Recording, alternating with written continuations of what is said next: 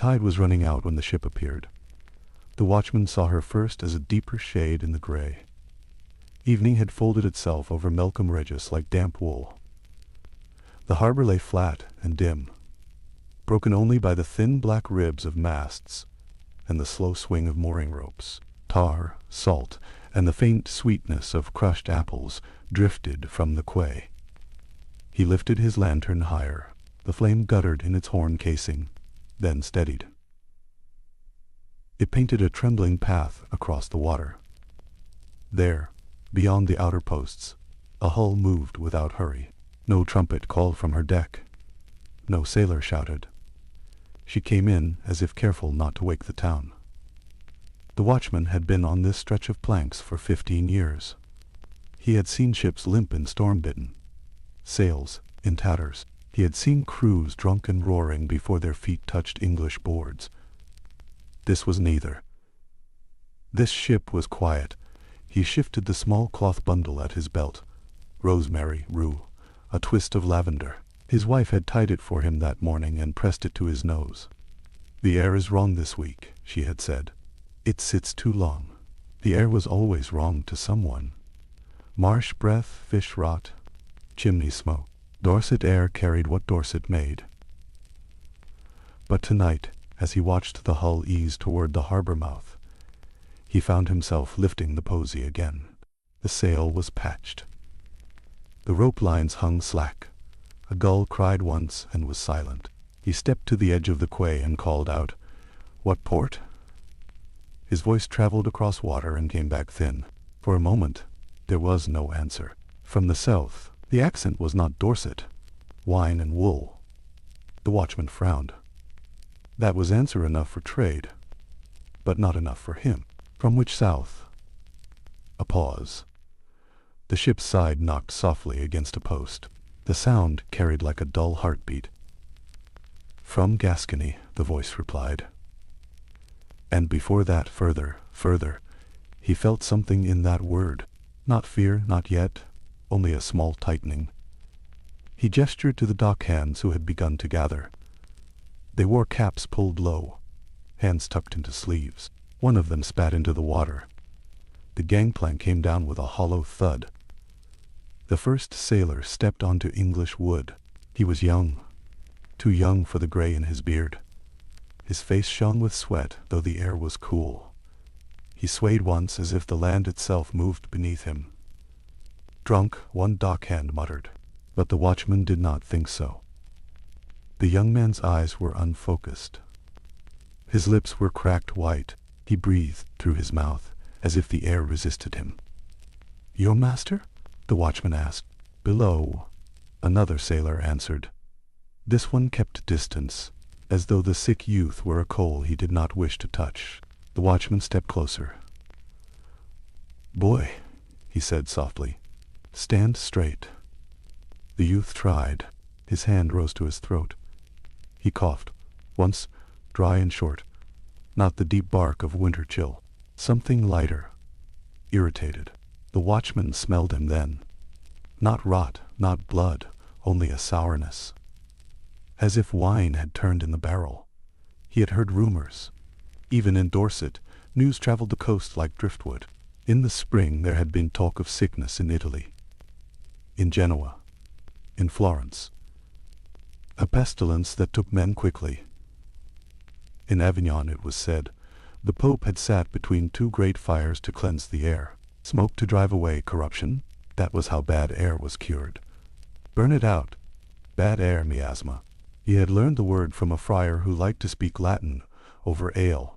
Corrupted vapors rising from earth and marsh, from unburied things, from conjunctions of planets that heated the sky. When air grew thick and wrong, it entered the body through breath and poisoned the humors. That was how fevers came. The watchman looked up at the evening sky. It hung low, unmoving. "Keep them here. No wandering." The sailors exchanged glances. "We carry good cargo," one protested. "You carry yourselves," the watchman replied. "That will do." The sick youth bent suddenly and retched over the side of the quay. Nothing came up but bile and stringy spit. A woman watching from a doorway pulled her shawl tighter. The watchman felt the first true prickle then. Not at the sight of sickness. He had seen fevers before. Men fell ill after long voyages. Salt sores, agues, flux. Ports bred weakness. It was the stillness around it that unsettled him. No one stepped forward to clap the youth's back. No laughter rose to smooth the moment. The fog seemed to thicken, as though listening. He ordered a cart brought for the cargo, but forbade the men to enter the town proper, until the reeve could be fetched. "We will see the master," he said, "and the priest." At the word priest, a murmur passed among the sailors. "He is ill," one said. "Who?" the watchman asked. "Our master. Fevers since 3 days past." Silence. The watchman lifted. He did not step aboard. He leaned in, peering past coils of rope and stacked casks. In the dim below he saw 2 shapes lying still, breathing but not speaking. He drew back slowly.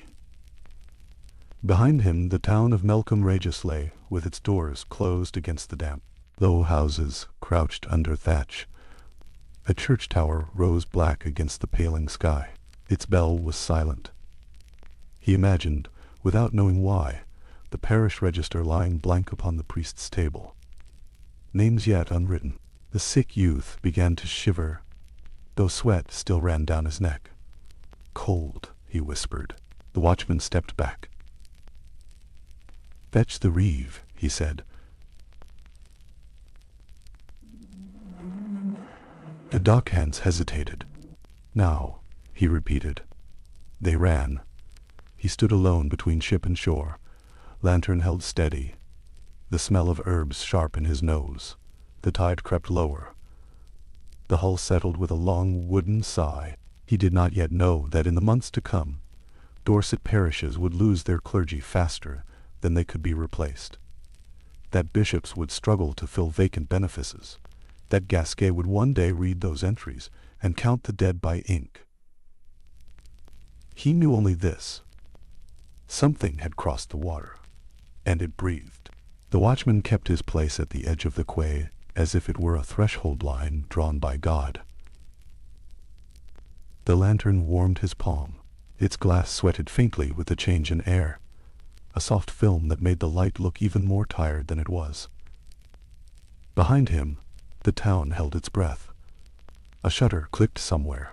A dog barked once, then remembered itself and fell quiet. From the marshland beyond the houses came the slow, low smell of wet earth, the odor that rose when the day cooled and the ground gave up what it had held. Men said marsh air could make you ill, that it crept into the body like a thief and stole the strength out through the pores. The learned called it miasma. Ordinary folk called it bad air and did not argue with it. He had never argued with it. He had simply tried to outwit it in the ways men always do. A scarf over the mouth in winter. Smoke in a sick room. A posy of sharp herbs crushed between fingers and inhaled until the eyes watered. You could not see air, so you treated it like an animal in the dark. You made noise. You made fire. You made a smell stronger than it was. The sailors waited, clustered too close together, their shoulders hunched against the damp. One leaned on a cask and stared at the town with a hungry look, as if the sight of stable rooftops and a church tower could mend whatever had begun on their voyage. The young man who had retched now sat on a coil of rope. His teeth clicked. He kept rubbing his arms, as if he could rub warmth into his bones. Every few breaths his eyes drifted shut. The watchman watched him the way he watched the sea, not as an enemy exactly, as a thing that did not care what a man wanted. "You there?" he called to the sailor who had spoken most. "What is your name?" "Piers," the man said. "Piers, tell me plain. Was there sickness at your last port?" Piers' gaze slid away, toward the dark water. "There was talk. Talk was always where plague began, before it became something heavier. Talk could float on air and turn corners." Talk of what? The watchman pressed. Fears swallowed. Men falling quick. Fever. Swellings. The word swellings landed with a strange weight.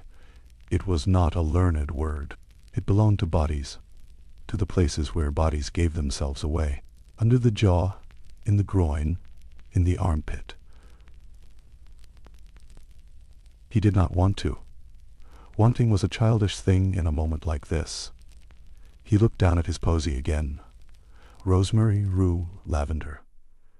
He thought of the spice merchant in Dorchester who sold little balls of vinegar-soaked cloth during the last hot summer, when flux ran through a handful of cottages. The merchant had called it a protection against corrupted air and charged twice what it was worth.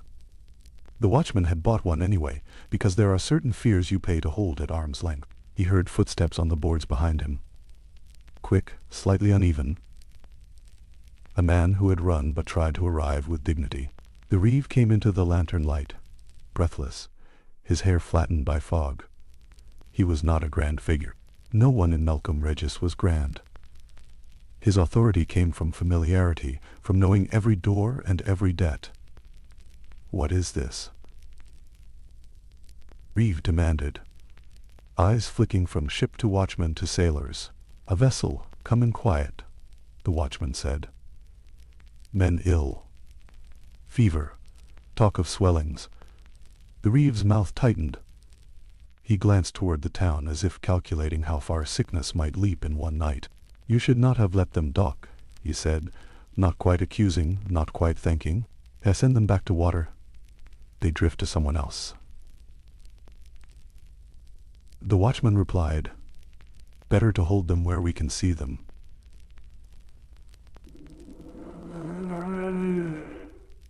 Hailed, and the watchman saw him hesitate before taking a second breath, as if even breathing had become a decision. Where is Father Robert? The reeve asked. Ask sent for. The reeve nodded once, sharply. No one from this ship enters the town. No one. If they need water, we bring it. If they need food, we set it down and step away. No wives coming to greet husbands. No boys climbing aboard to stare at cargo. Tell the dock hands. It was sensible. It was also strange to hear it spoken aloud, as if common life had already been rearranged by the mere idea of a sickness. The sailors protested in mutters. We've coin, one said. We've come far. The reeve cut him off. Coin buys ale and bread. It does not buy entry. The watchman saw in that moment how quickly the town could become two towns. One inside doors, one outside. A line made not of stone but of fear. A second set of footsteps approached, slower, steady, accompanied by the faint scrape of leather soles that had walked more than run. The priest arrived with a young acolyte at his shoulder, the boy clutching a small bundle like a child holding a toy to keep from shaking. Father Robert was a thin man. He had the look of someone who ate little and slept less. His cloak was drawn close, and in his hand he carried not a lantern but a small brass censer on a chain, unlit. The watchman had seen him use it in processions, swinging it to scatter sweet smoke and remind the air itself that it belonged to God. Tonight, the censer hung still. Hung still. Father Robert stopped at the edge of the quay, not stepping closer than the watchman had. His eyes went first to the sick youth, then to the reeve, then to the ship. Peace, he said, though the words sounded more like a question than a blessing. The watchman realized with a quiet shock that Father Robert had also brought a posy. A tight little knot of herbs, crushed already, making his fingers shine with oils. Even the priest then. He had heard the stories. Of Avignon and the fires. Of learned men saying the air was poisoned by strange conjunctions in the heavens, that the wind carried a corruption which entered the heart and turned the blood. He had heard other men say it was punishment, that God had loosed it because the world had grown too proud, too greedy, too comfortable. But punishment was loud in the mind and silent in the nose. The nose only knew damp, smoke, fish, and now this faint sourness drifting from the ship like breath from a mouth that had eaten something it should not have. Father Robert spoke quietly to the acolyte, who nodded and took a step forward, then hesitated as if his feet refused to obey. The priest placed a hand on the boy's shoulder and steadied him. "What do you need of me?" Father Robert asked the reeve. "Look," the reeve said, "and tell us if this is the sickness they whisper about." The priest's gaze went to the young sailor again. "Son," he called gently, "can you hear me?" The youth lifted his head as if it weighed too much. His eyes found the priest, but there was no recognition in them, only a drifting confusion. Father Robert did not approach. Instead, he spoke to Piers. "Have you lost any on the voyage?" he asked. Piers hesitated. Then, as if the shape of honesty mattered less than the burden of secrecy, he nodded. "How many?" the priest asked. Piers swallowed again. "Two. And one more in the last port. Buried quick. Buried quick." The watchman looked toward the church tower again, and for a moment he imagined its bell ringing, not for a feast day or a wedding, but for something heavier and more constant. Father Robert drew in a slow breath, as if praying over the air before he took it into himself. "This may be it," he said at last, softly, as if speaking too loudly might invite it closer. "This may be the great pestilence." No one moved. Even the water seemed to pause against the posts. The watchman listened to his own heartbeat and realized that part of him had been waiting for the priest to say it was nothing. Common fever, a sickness of voyage, a thing that belonged to other coasts and other tongues. Instead, the priest's words hung in the fog like the first drop of rain that promises a storm. "What do we do?" the reeve asked. And the watchman heard the question beneath the question. Not what do we do with the ship, but what do we do with ourselves? Father Robert's mouth tightened. "We keep the air as clean as we can," he said. "We keep distance. We pray, and we do not pretend it is not here." The sick youth coughed again, a dry click in the throat, and then, very quietly, he began to whisper a name. Not a prayer, not a curse, just a name, over and over, as if naming someone could pull him back across whatever edge he had reached. The watchman held his lantern higher, trying to see whether the boy's lips were blue or only wet with fog. He could not tell, and that, he realized, might be the shape of the coming days. Not clear signs, not certainty, but a long, dim inability to tell what was air and what was death moving inside it. The priest lifted the censer slightly, as if deciding whether to light it, whether smoke could push back what breath had brought. He did not light it yet. He only stood there, listening to the sea, the ship, the boys whispering, as if waiting for something else to announce itself. In the distance, somewhere deeper in town, a door closed softly. Then it rolled in from the water without wind, a slow gray hand sliding between hull and quay. The lantern's glow shortened. Light that had once reached the sailors' boots now barely brushed their knees. The ship's mast faded upward into nothing, its rigging a web cut loose from the sky. The watchman felt the damp settle on his beard and lashes. Every breath tasted of brine and old rope. Father Robert lifted the censer again. This time he opened it. The small lid gave a faint metallic click that sounded too loud in the hush. He signaled to the acolyte, who fumbled with flint and steel until a small coal caught. Resin went onto the ember. Within moments a thin ribbon of smoke rose, sweet and sharp. Frankincense. Not enough to fill a church, only enough to scent the small circle where they stood. The priest swung it gently once, twice. Smoke met fog and dissolved. The watchman watched the mingling of them and wondered which was stronger. If bad air was a corruption, could sweeter air mend it? Or did the corruption sit deeper, inside the lungs already, working unseen? Hecker would later describe how the earliest victims felt an unease before the fever showed itself, a restlessness, a a heat under the skin that did not yet burn but promised to. The watchman did not know Hecker, nor would he ever read the words written centuries after this night. But he sensed that unease now, in himself and in the sailors. Not illness, anticipation. Piers stepped forward again, though he stopped short of the smoke. "We cannot stay on deck all night," he said, his voice brittle. "The men below need tending." The reeve looked to the priest. Father Robert hesitated. The censer swung once more. "No one from the town boards the ship," he said. "If you tend them yourselves." "We have done so," Piers said, "and still they worsen." The watchman noticed how Piers held himself slightly angled away from the others. Not openly, not with shame, but with a carefulness that suggested he did not fully trust his own body. "How long since first fever?" the priest asked. 7 days, Piers answered. "Perhaps 8. Came upon them quick. First heat, then weakness. Then swellings," Piers said at last, forcing the word out as if it were lodged in his throat. "Here," he gestured under his arm, and here he touched his neck. The watchman's own hand moved unconsciously to his throat. The skin there felt normal, cool with fog.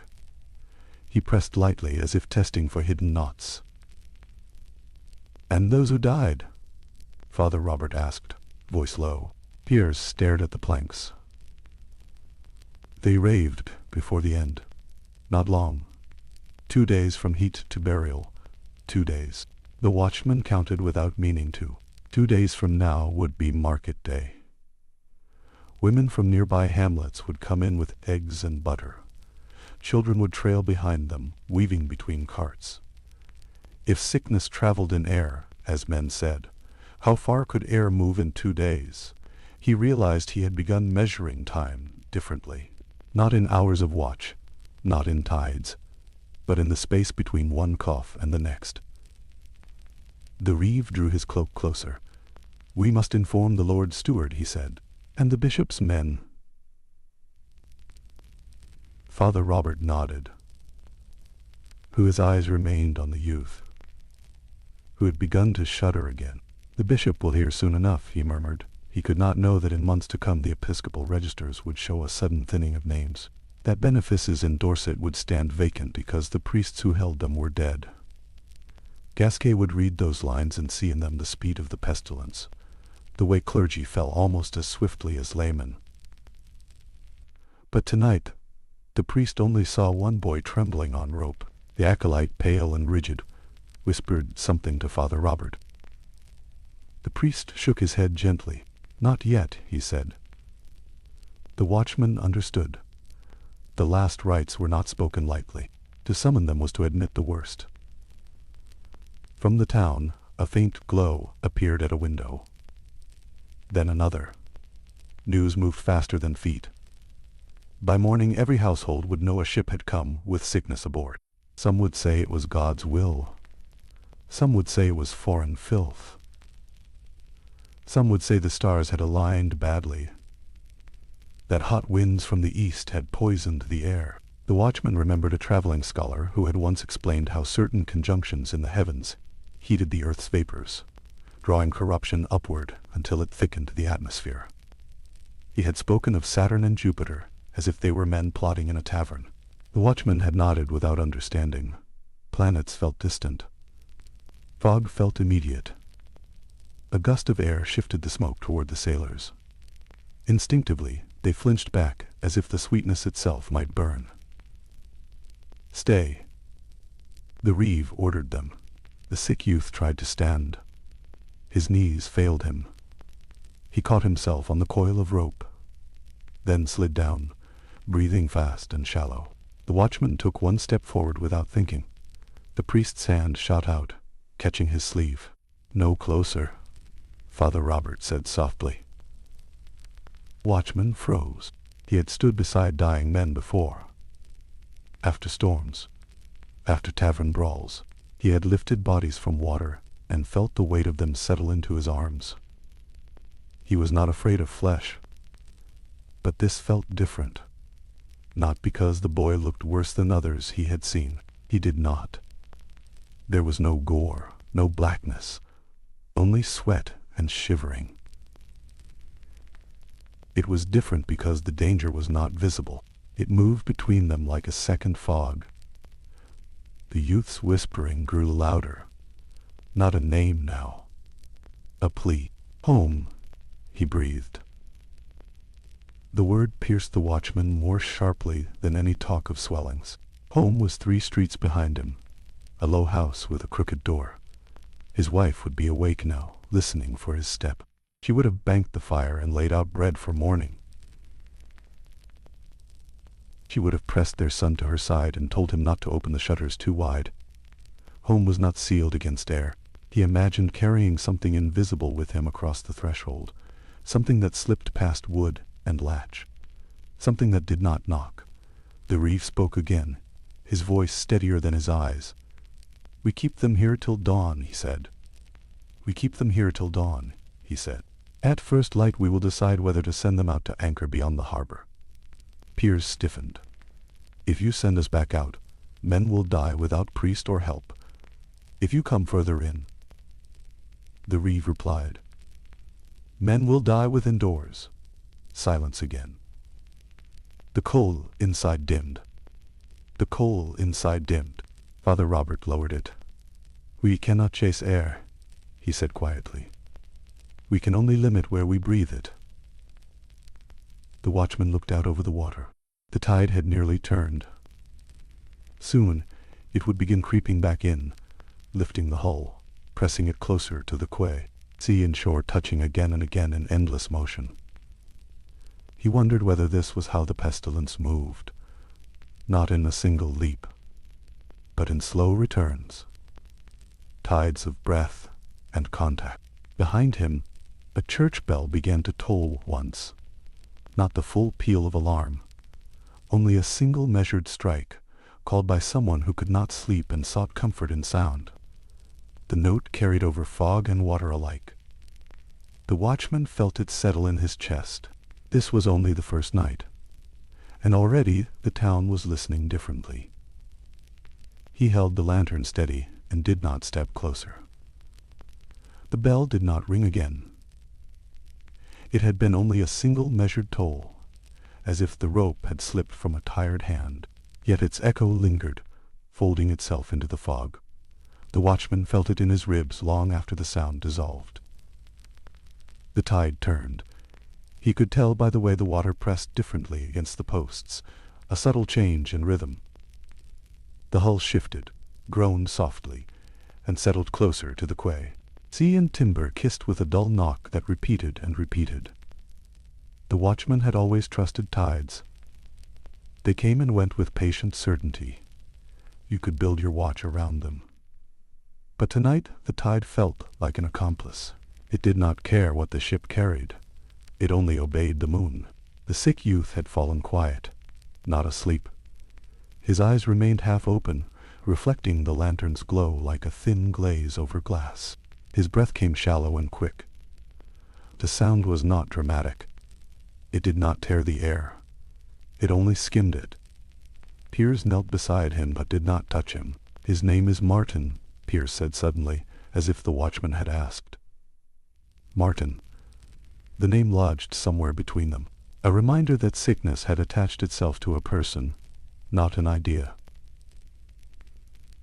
Father Robert stepped half a pace forward, enough that the smoke of the censer brushed the youth's shoulder. "Martin," he said softly.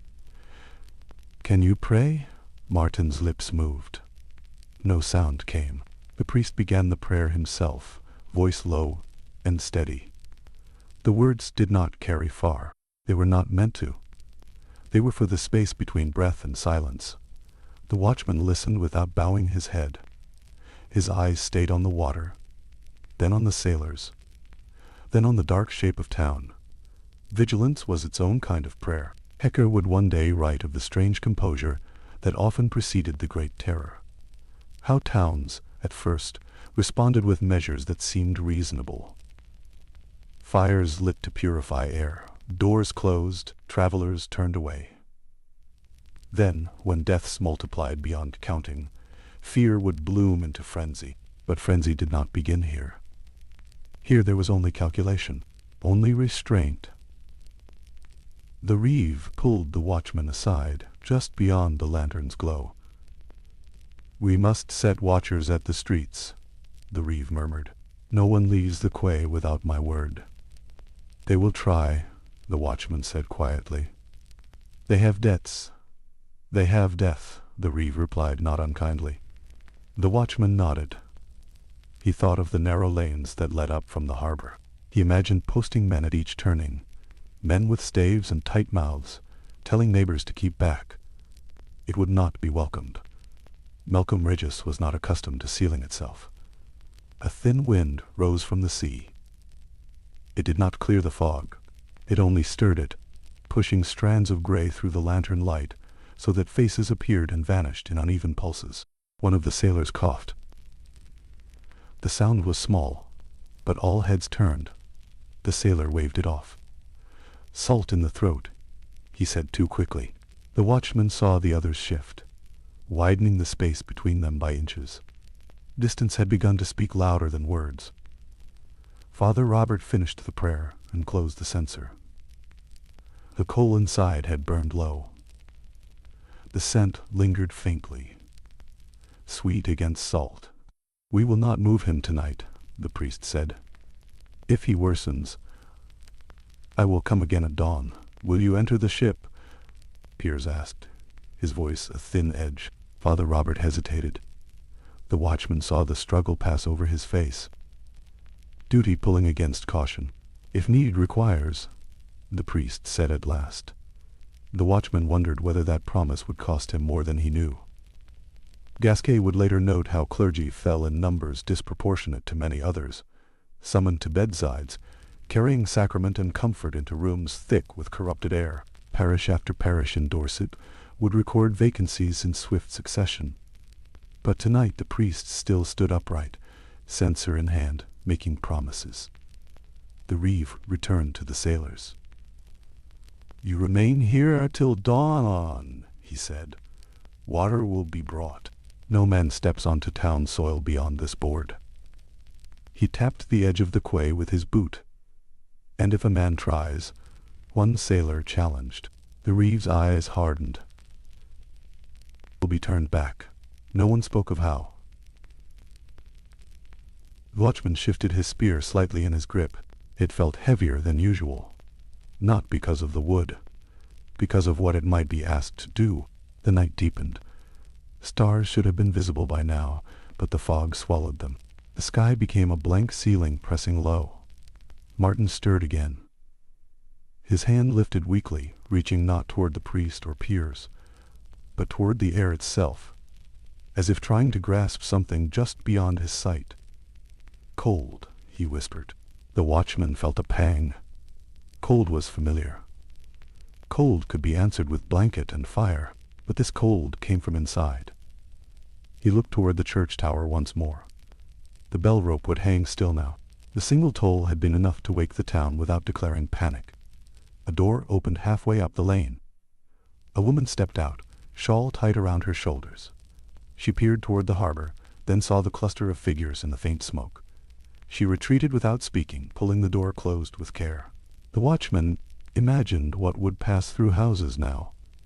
Questions whispered into dim corners. "Is it true? Have they come from France? Does it swell the neck? Softer, broader." A word that left room for hope. The tide continued its slow return. The watchman adjusted the lantern wick. The flame flared briefly, then steadied. He realized that his watch had changed shape. He was no longer guarding against thieves or fire. He was standing between breath and breath. If sickness moved through air, then air was already everywhere. Doors could slow it. Smoke could sweeten it. Herbs could mask it. But none of those things could empty lungs of what had entered. He felt suddenly the weight of not knowing. Not knowing whether the air around him was already altered, not knowing whether Martin's fever was singular or the first of many, not knowing whether dawn would bring clarity or only more fog. Father Robert turned to leave, the acolyte at his side. "I will return at first light," the priest said. "Keep your distance. Keep your courage." Courage. The word seemed misplaced, like armor brought to a storm. The watchman watched the priest disappear up the lane, censer swinging lightly at his side. The reeve remained a moment longer, eyes on the ship. "We stand till dawn," he said to the watchman. "Then we decide." "Decide what?" "Whether to cut the moorings and push the vessel back to sea, whether to call for fires along the quay, whether to send riders inland with warning." The watchman did not ask. He turned back toward the sailors, the youth on rope, the quiet water pressing against wood. Above them, unseen, the stars held their cold courses. Whether they governed this night or merely watched it, no one could say. The lantern flame trembled, and the fog did not lift.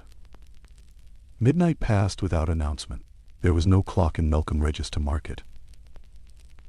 Time slipped by in smaller signs, the lantern wick shortening, the tide reaching its height and beginning its retreat again, the ache settling into the watchman's knees. The sailors had grown quieter. Even protest has a lifespan. Once it understands it will not be heard, it folds into itself. Martin lay curled now, not shivering, but trembling in small, persistent pulses, as if something beneath his skin tapped insistently from within. His breath rasped faintly. Every so often he swallowed with visible effort, throat working against dryness. The watchman noticed that Piers had drawn his own cloak up over his mouth, not fully, just enough that cloth lay between breath and air. A small gesture, almost shy. The watchman did the same. It did not feel foolish anymore. The fog thinned briefly, revealing the church tower more clearly than before. Its stone sides looked damp and darker than usual. The cross at its peak was only a suggestion against the sky. He wondered how many bells it would ring in the coming weeks, whether its rope would fray from use. Gasquet would one day open episcopal registers and see, in neat Latin script, the sudden repetition of phrases. Vacated by death, newly instituted, again vacated. Parish. After parish in Dorset.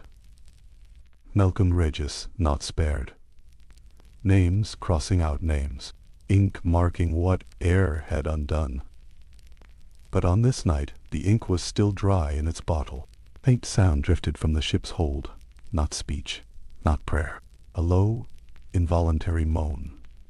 Piers flinched. "That is Thomas," he said. "He was strongest of us." The watchman found that detail strangely unsettling. Strength did not bargain here. He shifted his weight and paced the narrow stretch of quay allowed him. Back and forth. Lantern held forward, spear resting against shoulder. He kept distance from the sailors and they from him, each orbiting an invisible center none of them could see. He tried to summon anger. Anger would have been easier than uncertainty. Anger could be directed. But what would he rage at? The sea, the ship, the wind that carried it, the sailors who had sailed where trade required. He thought of the roads inland, of Dorchester and beyond. If sickness left this quay and entered those roads, it would move faster than any warning. Word traveled by mouth. Pestilence traveled by breath. A rat darted along the edge of the planks, quick and gray. The watchman's eyes followed it automatically. Rats belonged to docks. They carried no meaning beyond grain and scraps. He did not know that others, in years to come, would wonder about vermin and fleas and hidden carriers. Tonight the rat was only a shape that vanished between barrels. The reeve had withdrawn to gather men for street watches. The priest had returned to the rectory. The harbor belonged to the watchman and the sailors now, divided by a span of wood and will. Martin stirred again. His hand rose to his neck this time, fingers pressing into the hollow beneath his ear. The watchman saw the motion and felt his own breath shorten. Piers noticed too. "Do not," Piers whispered urgently. "Do not touch it." Martin's fingers lingered, then dropped. The watchman had not asked what the swellings looked like. He did not want the image fixed in his mind. It was enough to know they rose where flesh was soft and secret. Hecker would describe how those swellings marked the course of the disease, how they heralded what followed. But the watchman saw only a hand lifted and lowered. The fog shifted again, opening a thin corridor of clearer air between ship and shore. Through it, he could see the windows of 2 houses at the edge of the lane. Both dark now, both closed tight. A memory came to him unbidden. Years ago, when a fever had run through 3 cottages near the marsh, women had burned juniper branches at their doors. The smoke had hung low, fragrant and stubborn. They had hung bunches of garlic from beams and placed bowls of vinegar near beds. Some had recovered, some had not. It had felt terrible at the time. This felt different, not because it was worse, because it was unknown. The watchman's son would wake before dawn and expect to see his father return as always. He would rub sleep from his eyes and ask whether ships had come. He would not understand why the answer mattered. The watchman tried to imagine explaining it. "There is sickness on the quay." The words felt thin, insufficient.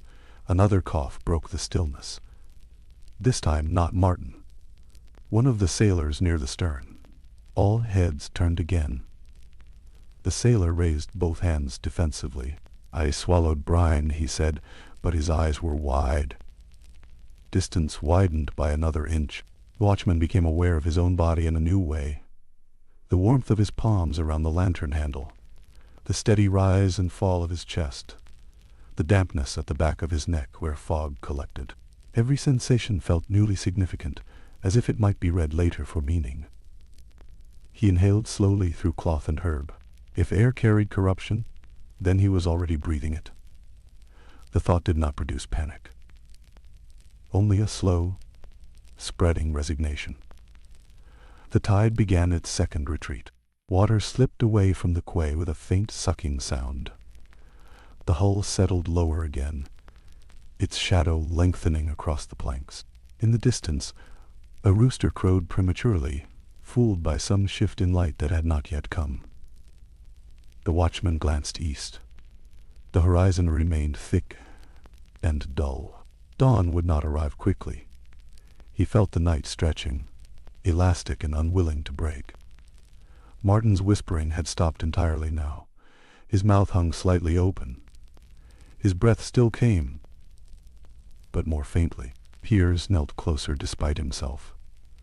"Martin," he said softly, "stay."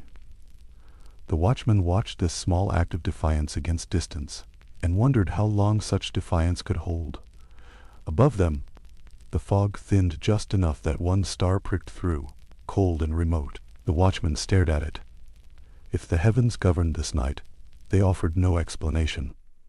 The lantern flame flickered again, lower now. He adjusted it carefully, unwilling to let darkness claim the small circle of certainty he still possessed. The night had not ended, and nothing had yet declared itself beyond doubt. The watchman remained at his post, breathing the same air as the sailors, the sea, the town, waiting for dawn. Waiting for a sign that would tell him whether this was a passing fever, or the beginning of something that would not pass at all. The first change came, not with a cry but with a stillness. Martin's trembling ceased. For a moment the watchman thought he had slept at last. The youth's body lay slack against the coil of rope, chin tipped toward his chest. The small, frantic rise and fall that had marked his breathing all night seemed to smooth. Piers leaned closer. "Martin," he said again. No answer. The watchman took one step forward before remembering himself. He stopped at the invisible boundary that had formed hours ago. the span of wood that separated town from ship as firmly as any wall. Piers hesitated only a heartbeat longer. Then he reached out. His hand hovered above Martin's shoulder before settling there lightly, as if testing the warmth of a hearthstone. He shook him once, gently. Martin's head rolled to one side. The watchman saw, even through fog and distance, that something had altered. Not color, not shape, only a small, unmistakable absence. The tension that animates flesh had loosened. Piers drew his hand back slowly. "He breathes," he said too quickly. But the watchman heard the silence beneath the words. He held his own breath without meaning to, listening.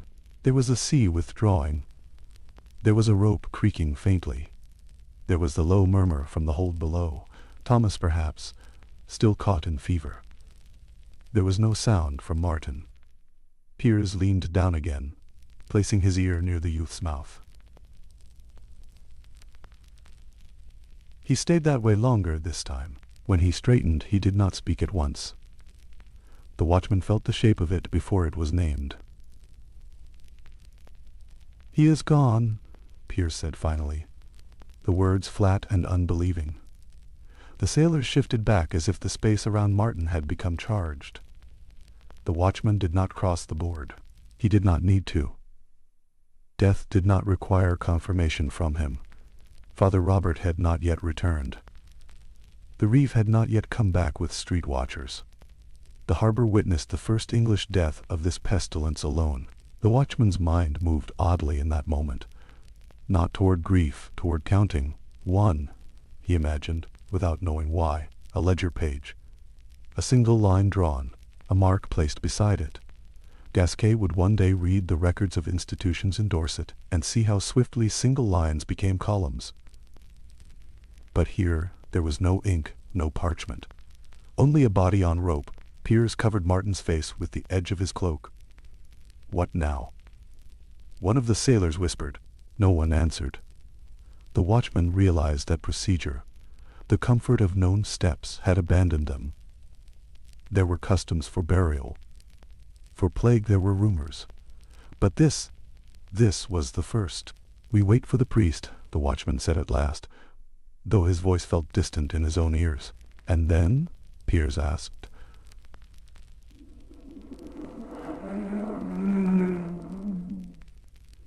If it were committed to sea, what then? The sea had brought this. The watchman had lifted drowned men before. He had helped carry them to consecrated ground. He knew the weight of the newly dead. He did not know the weight of the newly dangerous. A faint light touched the eastern horizon, so subtle it might have been imagined. The fog thinned slightly at its edge, paling from gray to something softer. Dawn. The watchman had waited for it all night as if it would bring instruction. Instead, it revealed only more of what was already there. Martin lay still. Thomas moaned below deck. Another sailor coughed, then stifled it fiercely in his sleeve. The tide had withdrawn enough that mud glistened beyond the posts. Slick and dark. The watchman felt exhaustion settle into his limbs.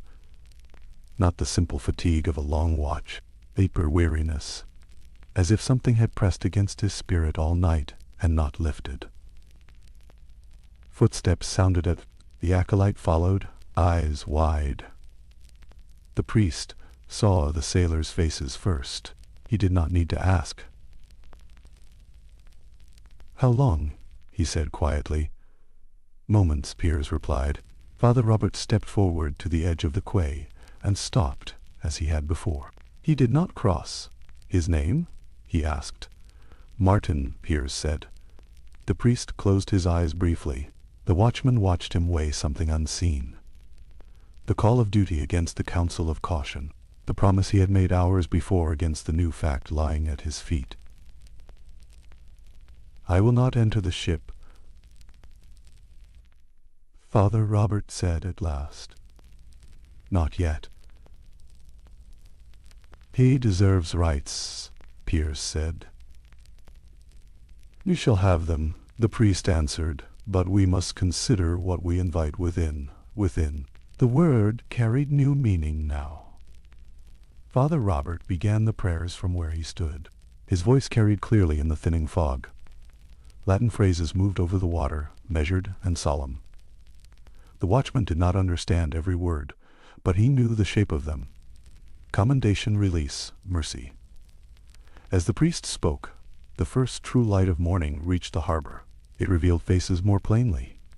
The sheen of sweat on brows, the red rims around eyes that had not slept, the pallor settling on Martin's uncovered hand.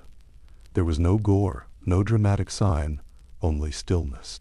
Hecker would later write of how death came swiftly in some cases, without the long decline of other illnesses.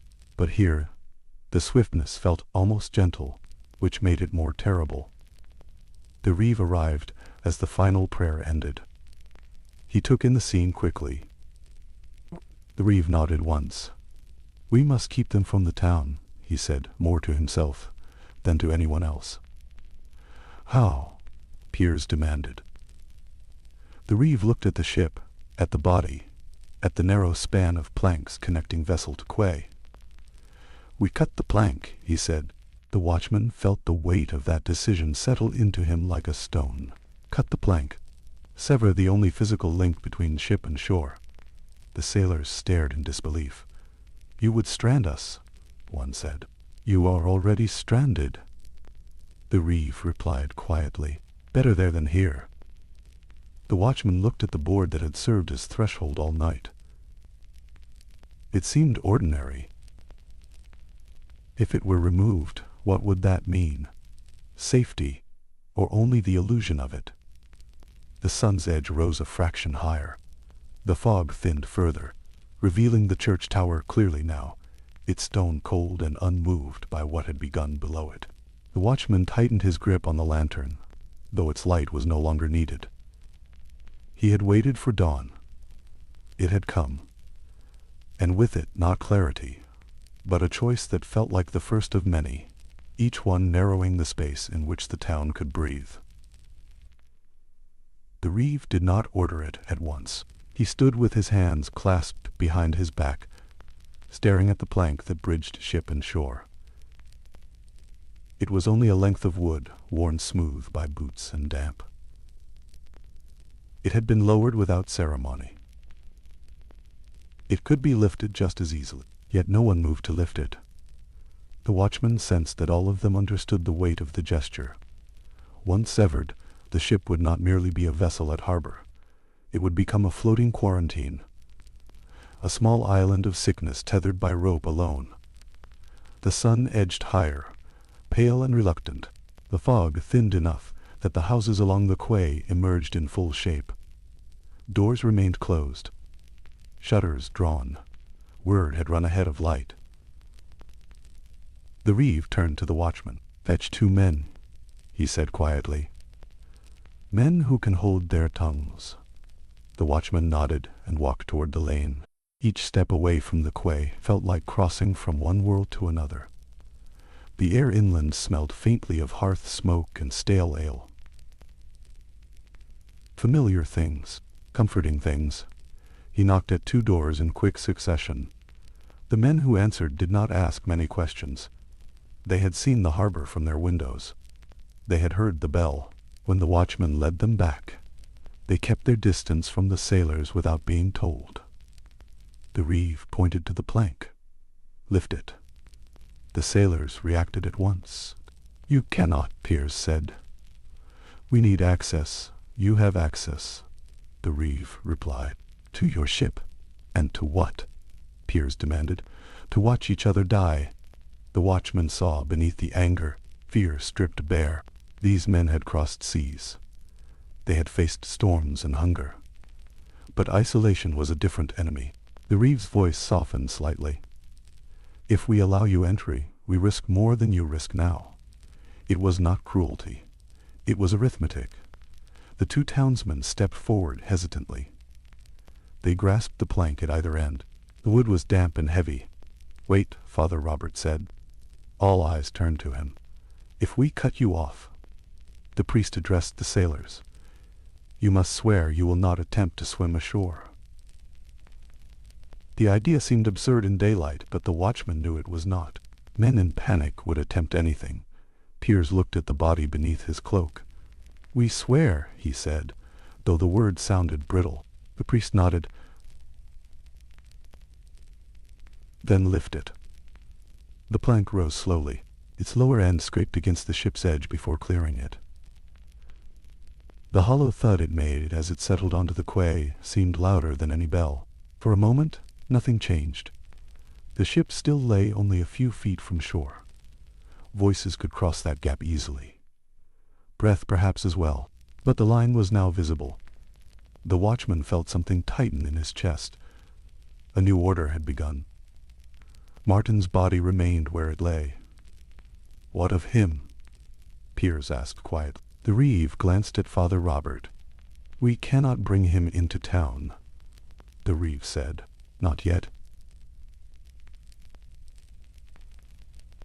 "Deserves earth," Piers insisted. "He shall have it," the priest said gently. "But we must wait." The watchman wondered. For certainty? For more deaths? For courage?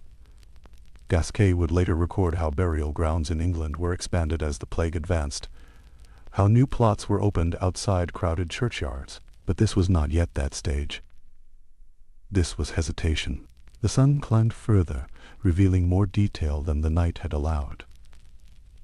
The watchman saw now that the sailor who had coughed earlier stood apart from the others, one hand pressed subtly to his side. He also saw that Piers' face had taken on a faint flush across the cheekbones. Every small sign now carried weight. "Water," one of the sailors called. "We need fresh water." The reeve gestured to the townsman. "Fill a barrel. Leave it at the edge." They did so quickly, rolling it to the lip of the quay and stepping back at once. A rope was tossed across. The sailors hauled it aboard without a word. The exchange felt ritualistic. Contact without touch. The watchman watched the rope move between them and wondered whether rope, like plank, could carry more than weight. He realized he had not yet allowed himself to consider whether the air on shore had already changed. The ship had docked. The sailors had spoken. Distance might slow fear. It would not undo what had already passed. From deeper in town came the sound of another bell, faint but distinct. Not the church this time. Smaller handbell, perhaps rung by someone marking morning prayer.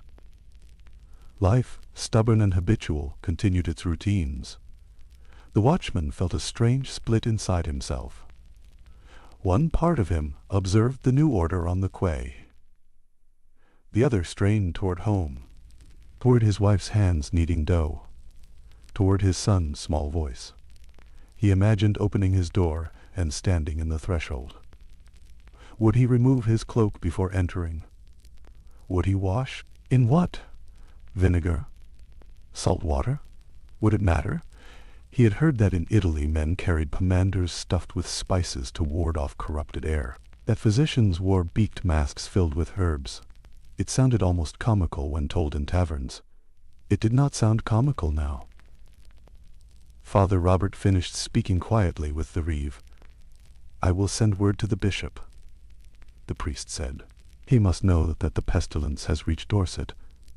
The watchman felt the phrase land. Reached Dorset. Not rumor now, not distant report reached.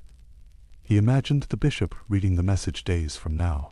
The slow dawning realization spreading through clerical houses as letters arrived. Gasquet would one day trace those letters through records of institutions and deaths. But here, in Melcombe Regis, the message was still only breath between men. The sailors began to move Martin's body gently toward the rail, laying him straighter, arranging his cloak. The watchman watched them with a tightening throat. It was not the sight of death that troubled him most. It was the knowledge that this might be only the first. The sun stood fully above the horizon now. The fog retreated in reluctant strands, revealing the harbor clearly at last. The line between ship and shore remained, but the space between breaths felt thinner than before. The watchman lowered his lantern. Daylight had claimed its duty. He did not yet know whether night would bring more stillness, more coughing, more bodies. He only knew that something had begun, and it was not finished. The harbor, in full morning light, looked smaller than it had at night. What fog had concealed now stood plain: warped boards, patched sails, faces drawn tight with lack of sleep. The sun's pale gold touched everything equally, as if refusing to choose sides between ship and shore. The watchman had not left his post. 2 other men now stood at the mouth of the lane, staves in hand, as the reeve had ordered. They were not soldiers. They were neighbors. One had shared ale with the sailors on other visits. The other had once purchased foreign salt from a man now stranded aboard. They kept their distance. Father Robert had gone to send word inland. The reeve remained, arms folded, gaze steady but troubled. From the ship came a new sound, a hard, sudden cough from below deck. Then another, then a groan cut short. The sailors stiffened. "That is Thomas," Piers said. No one moved toward the plank that was no longer there. The watchman felt the strangeness of the morning deepen. There were no flames, no alarms. Yet something more powerful than fire had already redrawn the harbor's order. A small cluster of townsfolk had gathered at the far end of the quay, careful to remain beyond the watchman's reach. Women with shawls tight, men with arms crossed. 2 boys peering between shoulders until pulled back sharply. They did not shout questions. They watched. Watching, the watchman thought, had become its own contagion. Fear moved through eyes as surely as air moved through lungs. "Is it true?" someone whispered from the crowd. The reeve did not answer. The watchman realized that silence was part of the defense. Speak too plainly and panic might run ahead of sickness. But rumors required no help. One of the townsmen near the lane called out, "Have they swellings?" The word carried like a stone thrown across water. Piers' jaw tightened. He did not reply. The watchman wished, briefly, that this sickness had a shape more visible, a mark that declared itself without ambiguity. Instead, it hid beneath skin and breath, emerging only in hints. A cart creaked toward the quay, driven by a boy no older than 12. It bore a small cask and a sack of coarse bread. The reeve stepped forward to intercept it. "Leave it there," he instructed. The boy obeyed, eyes wide, glancing toward the ship with open fascination until his father, walking behind him, placed a firm hand on his shoulder and guided him back. The watchman saw how quickly curiosity warred with caution. The ship was an object of interest as much as fear, a vessel from distant ports, tales of France and beyond. Now, it was a vessel of threat. Piers and another sailor cast a rope and hauled the provisions aboard. Their movements were efficient, practiced. They avoided touching the wood of the quay itself, as if it might burn. Below deck, Thomas's coughing grew more violent. It ended in a sharp, choked cry. The watchman felt the crowd at his back, leaned slightly forward. "Go home," he said without turning. No one obeyed. Gasquet would later describe how the plague's arrival in Dorset led to sudden vacancies in parish after parish. But those vacancies began in moments like this. Onlookers watching from safe distance, waiting to see whether death would multiply. The watchman considered whether he should disperse them more forcefully. Yet to drive them away might make the threat feel greater. The reeve stepped beside him. "We must set guards along the waterline," he said quietly. "If they attempt to row ashore, they have no small boat." The watchman replied. "They have hands," the reeve said. The watchman imagined men lowering themselves silently into water, under cover of dark, swimming for shore in desperation. Desperation. It would come. From the ship came another heavy sound, a thud against wood. Piers appeared at the rail, face pale. "He worsens," he called.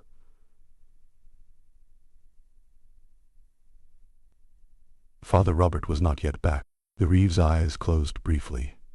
"You must tend him," he called across. "We are not physicians," Piers snapped. "There are no physicians here," the reeve replied. That was true. Melcombe Regis did not house learned doctors versed in humors and celestial conjunctions. They had priests and midwives, and men who knew how to set broken bones. If this was the great pestilence whispered of in Italy and France, then Dorset would meet it without scholarly counsel. Hecker would write of physicians in European cities debating whether contagion passed by touch or through corrupted air. But on this quay there was no debate. There was only a line cut in wood. The sun rose higher, warming the boards slightly. The watchman felt the shift in temperature, and wondered whether heat strengthened or weakened corruption. Men said hot summers bred sickness, that stagnant air thickened with rot. The breeze off the sea freshened briefly, carrying with it a sharp scent of salt. And something else. Something faintly metallic. The watchman inhaled through his posy, and told himself it was only imagination. A sudden movement caught his eye. The sailor who had coughed earlier staggered slightly, catching himself on the rail. Piers saw it too. "Stay back," he warned, though there was nowhere further back to go. The watchman felt the distance between ship and shore narrow, not in space but in inevitability. How long could wood and will keep sickness contained? He thought of the roads inland again, of parishes beyond the marsh, of fields where men already bent to autumn work.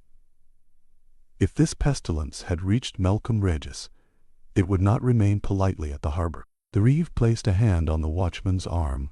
"Hold," he said softly. "Hold what?"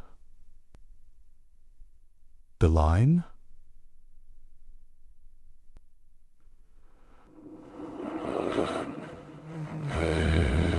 His own fear.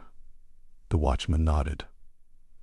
Below deck, Thomas's voice rose in delirium, words tumbling in fragments of prayer and curse alike. The crowd murmured. The watchman turned at last and faced them fully. "Go home," he repeated, louder this time. "Shut your doors. Burn herbs. Keep your children within." The advice was simple, almost foolishly so. Yet it was what men did when air felt wrong. Slowly, reluctantly, the townsfolk began to drift away. Not far, only far enough to pretend they were not watching. The harbor settled into a strained stillness once more. The watchman remained between ship and shore, and above them both. The sky cleared without offering explanation. By mid-morning the ordinary sounds of the town had resumed, though thinner. A hammer struck wood somewhere inland. A cartwheel squealed at a turn. A woman called to a child. These noises felt fragile, like threads stretched across a widening space. The watchman remained on the quay. Thomas's voice had grown weaker. The sharp cries had faded into hoarse muttering, broken by stretches of breath that seemed too shallow to sustain him. Piers no longer argued. He moved as though inside a narrowing tunnel, tending to the men below deck, returning to the rail only to draw air and water. The sailor who had staggered earlier now sat apart, head bowed.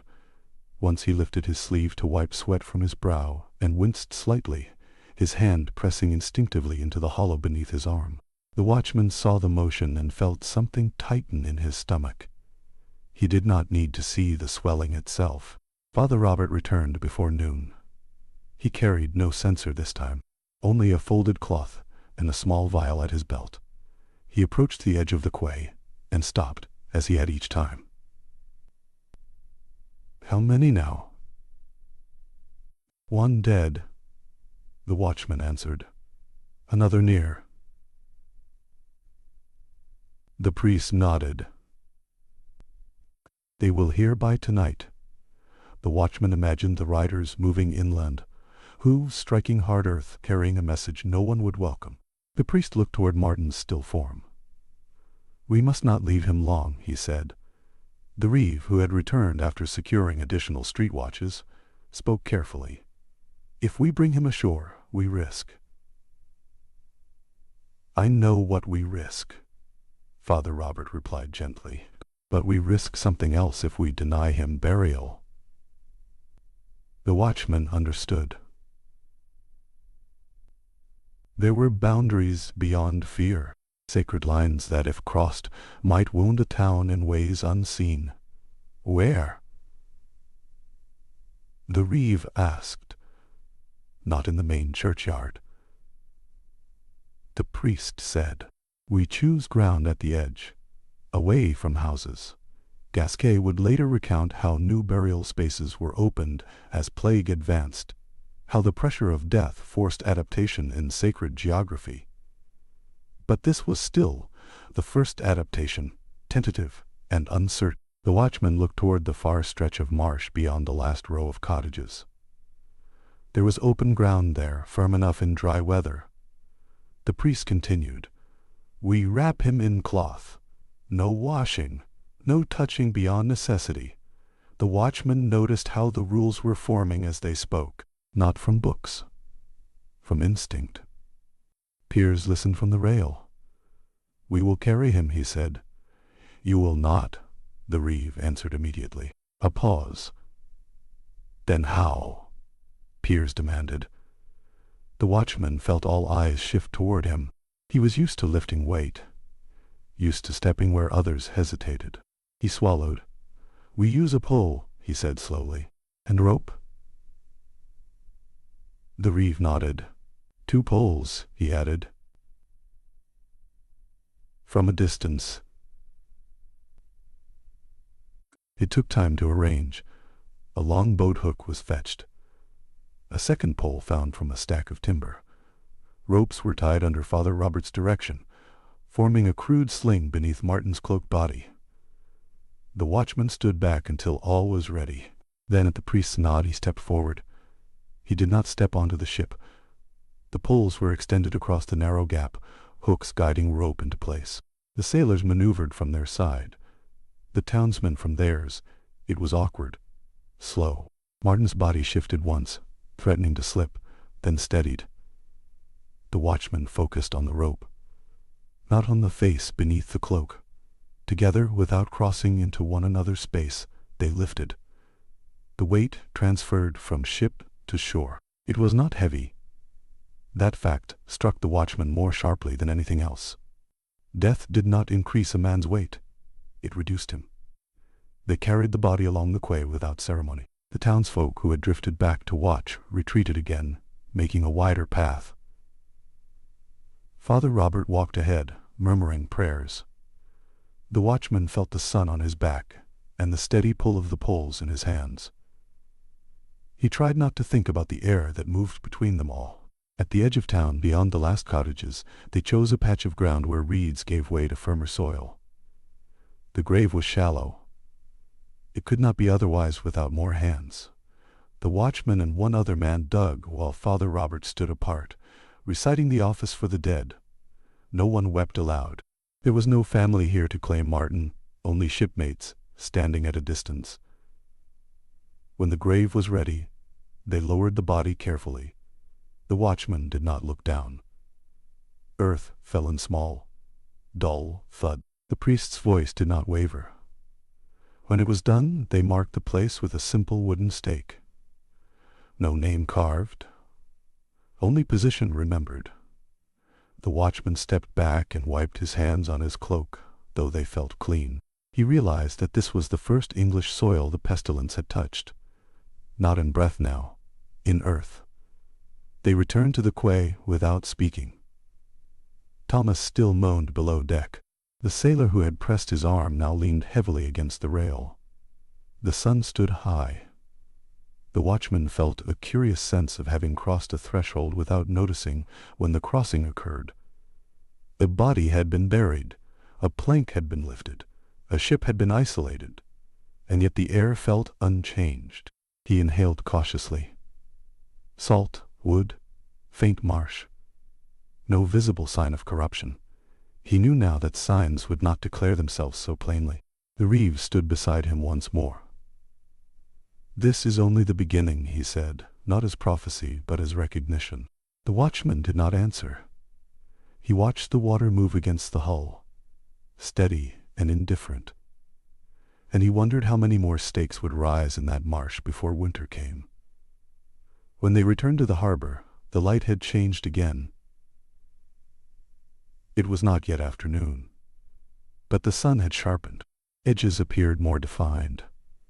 The lines of rope, the grain of timber, the creases at the corners of men's mouths.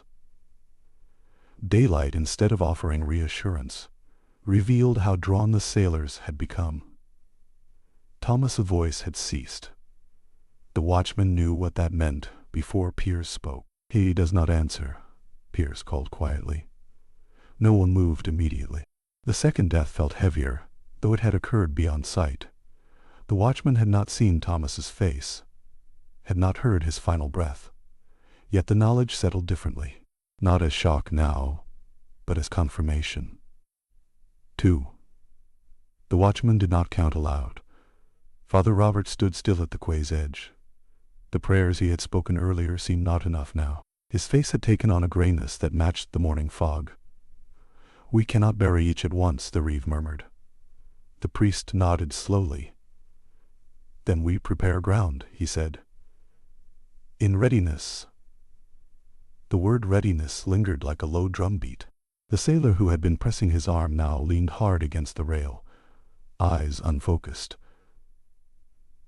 The watchman noticed beads of sweat along his hairline despite the mild air. He thought of Hecker's description of the pestilence advancing with terrible speed, once it took hold in a place, of how fear itself seemed to amplify its presence. Yet there was still no frenzy here. Only tightening restraint. The Reeve turned to the watchman.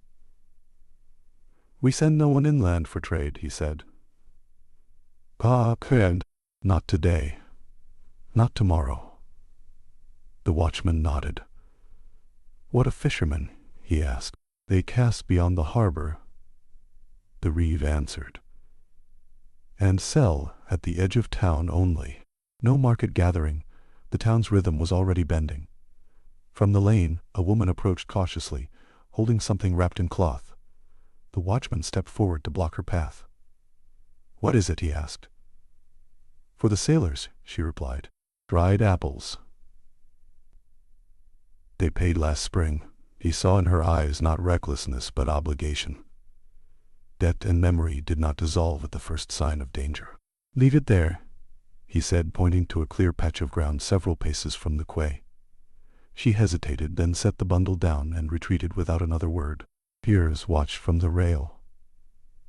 "Thank you," he called. The woman did not turn. Distance was becoming its own language. The watchman felt the weight of his own breath again. He pressed the posy to his nose and inhaled deeply. The herbs had grown limp from use. Their scent was faint now. He wondered how long such measures could comfort. Father Robert conferred quietly with the Reeve. "We must inform the neighboring parishes to prepare," the priest said. "They will not believe mere rumor. They will believe death." The Reeve replied grimly. Gasquet would later recount how episcopal registers in Dorset recorded a surge in institutions as clergy died and replacements were appointed, only to die in turn. But here in this first day, the mechanism of that surge had only begun to turn. A bell rang from the church tower at last, not the single uncertain toll of the night, but the measured call to midday prayer. The sound spread across harbor and marsh alike. The watchmen felt it differently now. Bells marked time. They gathered people, but gathering had become dangerous. Some townsfolk stepped out of their houses at the sound, then hesitated, glancing toward the harbor before retreating inside again. Prayer would be spoken behind closed doors. On the ship, the second body lay unseen below deck. "Bring him up," Piers called hoarsely. The watchman saw the sailors exchange uncertain glances, They were running out of space below. Father Robert raised a hand. "Wait," he said. "Let us not repeat the burial too swiftly." But time was no longer measured by comfort. Thomas was brought to the deck. His face was pale and slack, no more terrible than Martin's had been. The watchman felt an odd sensation, relief that death did not alter men beyond recognition. The fear of monstrous change had not materialized. Yet the swiftness remained. 2 men in a single morning. The sailor with the flush at his cheeks began to sway again. The watchman noticed that Piers no longer kept as much distance from him. Boundaries were thinning under strain. "Does your arm pain you?" The watchman called across, surprising himself. The sailor looked up, startled. "It is nothing," he said. But his hand remained pressed there. The watchman understood that denial was another small defense against air. The reeve spoke again. "We prepare more ground," he said, "and we keep the ship as it is." The watchman looked toward the marsh where Martin lay beneath fresh earth. 2 stakes now. He imagined the line extending. The harbor wind shifted slightly, bringing with it the smell of tar, fish, and something faintly sweet that he could not name. He tried to tell himself it was only the apples left on shore. Above them, the sky stood clear and indifferent. The watchman felt the strange calm of inevitability begin to settle. This was not a storm that passed in a day. It was something slower, something that would test not only bodies, but resolve. He tightened his grip on his spear and remained where he stood, between ship and shore, between breath and consequence, and he waited for the next sign, knowing now that it would come. The second burial was quicker. There was less hesitation now. The ground had already been broken once. The stake marking Martin's grave stood slightly askew in the marsh breeze, as if uncertain of its own permanence. Thomas was carried with the same poles, the same ropes, the same careful distance. The motions had gained a grim efficiency. The watchman felt something inside him resist how quickly ritual adapted. Death had not become ordinary, but it had become procedural. As they lowered Thomas into the earth, Father Robert's voice wavered for the first time, not loudly, only a faint catch at the edge of a phrase. The watchman noticed. Clergy were meant to stand firm where others faltered, but Father Robert was breathing the same air as everyone else. Gasquet would later note how in many Dorset parishes priests died in rapid succession, summoned to tend the sick until they themselves succumbed. The vulnerability of the clergy would become stark in records. But here, in this morning light, the priest still stood, though the weight on his shoulders had grown. When they returned to the harbor once more, the sailor with the flushed cheeks was seated on a barrel, head bowed. Piers stood beside him. "He has taken fever," Piers said without preamble. The sailor lifted his eyes briefly. They were glassy. The watchman watched the man's hand move again toward his side. This time he did not hide the gesture. The crowd at the far end of the quay had thinned further. Those who remained stood at greater distance still. The reeve addressed them without raising his voice. "There will be no market this week," he said. "No gathering in the square. Those with business must conduct it at thresholds only." Murmurs rippled outward. A woman crossed herself. The watchman realized that the town was adjusting in layers. First the harbor, then the lanes, soon the church. Father Robert spoke quietly to the reeve. "We must consider whether to suspend Mass," he said. The word suspend felt heavier than any other spoken that day. To halt the gathering of the faithful in church, this was not a small measure. Worship was breath and bread and closeness. "Reeve," the reeve said. "We will hold prayers at doorways," he decided, "and ring the bell at hours, so each may pray where they stand." The watchman absorbed this quietly. Even faith was bending to distance. On the ship, the fevered sailor began to shiver. Piers looked toward the shore, eyes hollow.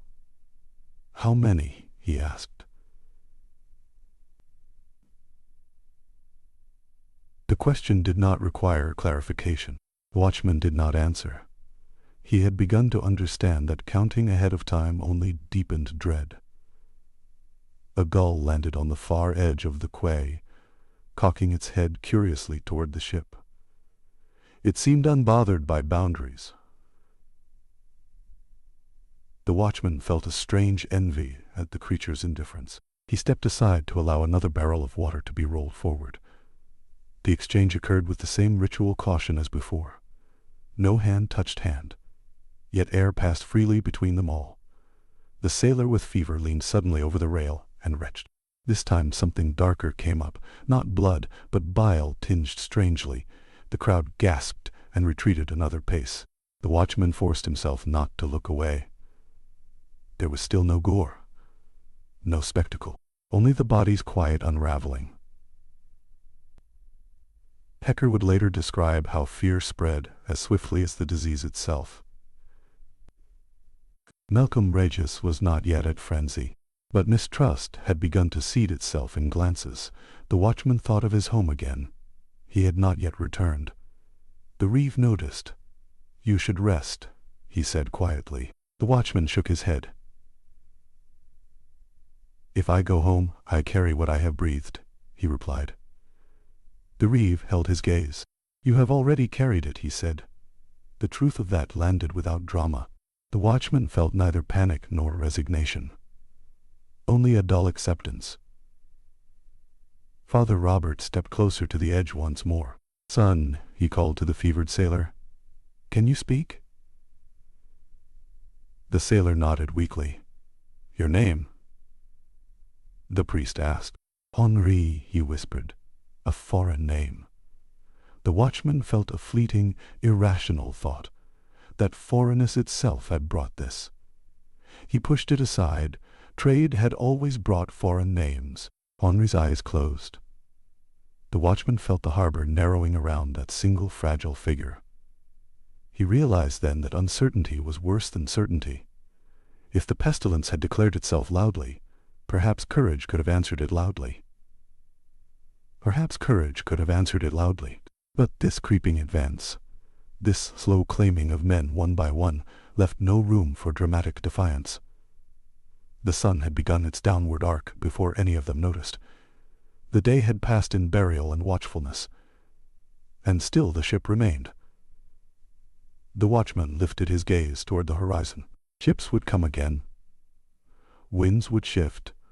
Roads would carry word inland. He sensed that this harbor was no longer merely a place of trade. It had become a threshold. Behind him, Melcombe Regis breathed carefully. Before him, the pestilence breathed as well. And the watchman standing between them could no longer tell where one breath ended and the other began. By late afternoon, the light had taken on the color of thin brass. Shadows lengthened across the quay, stretching from posts and barrels like dark fingers. The watchman had not realized how many hours had passed, until his legs trembled faintly when he shifted his stance. Henri's fever climbed. Even from the distance imposed by rope and will, the watchman could see the flush deepen along his cheekbones. Sweat darkened the collar of his tunic. His breathing had grown uneven, punctuated by soft, involuntary sounds that were neither speech nor cry. Peers no longer kept distance from him. Whatever fear had governed the early hours had thinned under the weight of companionship. Piers knelt beside Henri openly now, holding a cup to his lips. The watchman understood the change. At some point, caution gives way to loyalty.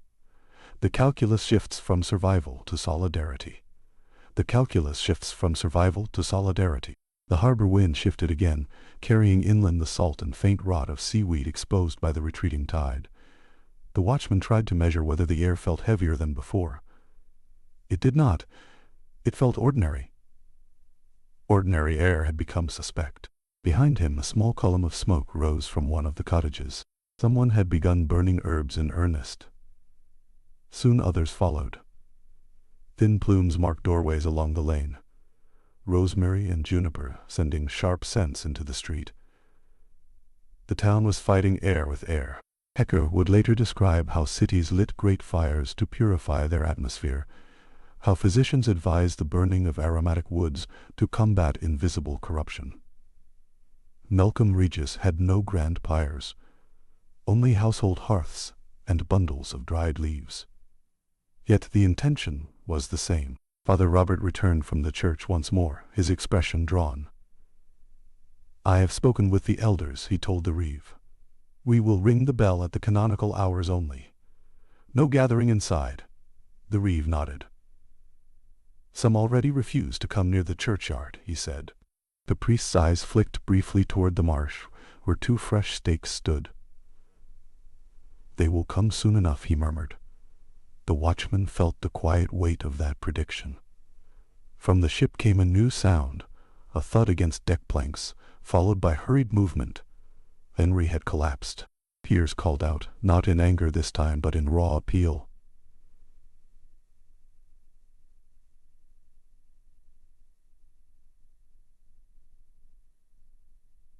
"Father," the priest did not step back. He stepped forward to the edge of the quay once more. "I cannot cross," he said, voice tight. Henri's breathing had grown ragged. He clawed weakly at his tunic as if heat burned beneath it. The watchman saw, in a fleeting shift of cloth, a swelling beneath Henri's arm, round and taut beneath skin. There it was, not imagined, not rumor, the visible mark. The watchman felt his stomach hollow out. The swelling did not bleed. It did not gape. It simply existed, undeniable. Hecker would later write of such buboes as the emblem of the plague's progress. But here the watchman knew only that the thing whispered of in the night had shown itself. The crowd at the far end of the quay saw it too. A murmur rippled outward. One man crossed himself repeatedly. Another turned and walked away at once, not running but moving with deliberate speed. The watchman heard his own breath loud inside his ears. The swelling was proof. The pestilence had not merely brushed the harbor. It had rooted itself. Henri's eyes rolled upward. Father Robert began to speak the prayers again, voice steady despite the tremor in his hands. Piers bent low, whispering words the watchman could not hear. The sun dipped lower, casting long shadows across Henri's face. The watchman realized that he had been waiting all day for certainty. He had it now. It did not bring relief. It brought a narrowing of possibilities. The reeve turned to him. "We close the town gates at dusk," he said. "There are no gates." The watchman replied softly. "Then we close what we can," the reeve answered. Doors, windows, roads watched. Melcombe Regis was not built for siege, yet siege was coming in another form. Henri's breathing faltered. Piers lifted his head, eyes wild. "Do not let him go without rites," he called. Father Robert's jaw tightened. He extended his hand outward, as far as he could without crossing the gap, and spoke the words that commended a soul to God. Henri's chest rose once more, then did not rise again. The watchman did not speak the number. He looked toward the marsh instinctively. 3 stakes would stand before night. The sun slipped lower still. The harbor lights softened into amber and shadow. The watchman felt the first chill of evening touch his skin. Night would come again, and with it more breath shared in darkness. He tightened the posy at his belt, though its scent had nearly faded. The visible mark of the swelling remained in his mind, clearer than any fog. This was the pestilence itself, and it had only begun to count. They did not bury Henri at once. The light was failing, and the marsh ground was already broken twice that day. The reeve argued for waiting until morning. Father Robert did not disagree. The sailors wrapped Henri in sailcloth. There was less protest now.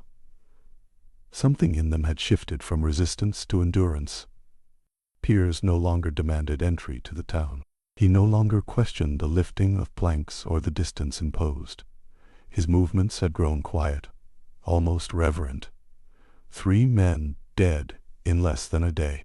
The watchman felt the rhythm of the harbor changing, not only in tide and light, but in expectation. Each cough from the ship now drew no gasp from the thinning crowd. The shock had dulled. The sun sank toward the horizon in a smear of copper. Smoke from household hearths rose thicker now, deliberate and pungent. Juniper and rosemary scented the air, battling salt and marsh with sharp insistence. The town was armoring itself in fragrance. Hecker would later note how, in cities further south, entire quarters were perfumed with aromatic woods, how the belief in miasma drove men to alter the very air around them. Melcombe Regis did not possess costly spices, but belief did not require wealth.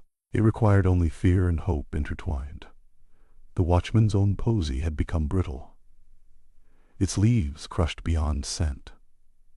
He did not discard it. He watched as Father Robert returned once more to the church. The bell rang at vespers, its tone steady and measured. No gathering followed, doors remained closed. The reeve approached him. "At dusk we bar the roads," he said. "There are too many paths," the watchman replied.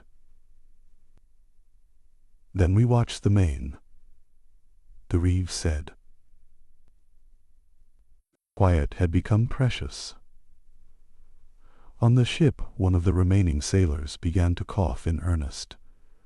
Not the hesitant clearing of throat, a deeper sound drawn from the chest. Piers looked toward the shore as if expecting someone to answer that sound. No one moved. The watchman felt the strange guilt of distance. He stood near enough to hear suffering, far enough to refuse aid. The sky darkened. The harbor water turned from copper to slate. Lanterns were lit along the quay once more, though fewer than the previous night. Men had returned to their homes at the reeve's instruction. Only the watchman and 2 others remained to keep vigil. The ship lay in silhouette against the last band of light. Henri's wrapped form rested near the mast. The watchman wondered whether the pestilence moved faster at night, when air cooled and settled low. He had no evidence, only instinct. From the lane behind him came the sound of a child crying, quickly hushed. He imagined mothers pressing cloth to their children's faces, forbidding them to step beyond thresholds. He imagined husbands debating whether to sleep in separate rooms. He imagined fear creeping through houses as quietly as fog had crept through the harbor. Gasquet would later see in parish registers the speed with which vacancies multiplied, how clergy who ventured into sick rooms soon joined those they tended. But the multiplication began here, in these first cautious hours. The watchman adjusted the lantern wick again. The second night had begun. It did not carry the shock of the first. It carried knowledge. On the ship, the coughing sailor stumbled toward the rail, gripping it tightly. "Water," he croaked. The watchman signaled to the other guard. A bucket was filled and left at the edge. The rope was cast and drawn in silence. The ritual had become familiar. The watchman felt a tremor pass through his limbs, not from cold, but from the strain of unbroken vigilance. He wondered whether he should return home before full dark. The reeve had suggested rest, but rest felt like surrender. If he left, the line would blur. He remained. The moon rose faintly through high, thinning clouds. The harbor grew quiet once more. But it was not the quiet of ignorance. It was the quiet of waiting. On the marsh beyond town, 3 small stakes stood against the dark. The watchman could not see them now, but he knew their position by heart. He listened to the slow wash of water against hull. He listened to the uneven breathing from the ship. He listened to his own pulse, steady but louder than before. The pestilence had shown its mark. It had taken 3, and the night once again did not promise mercy.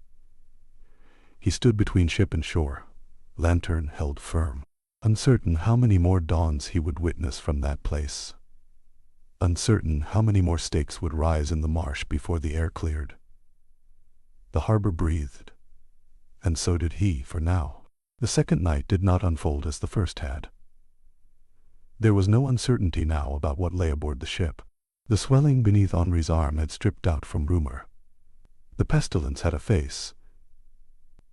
It had a pace. It had claimed.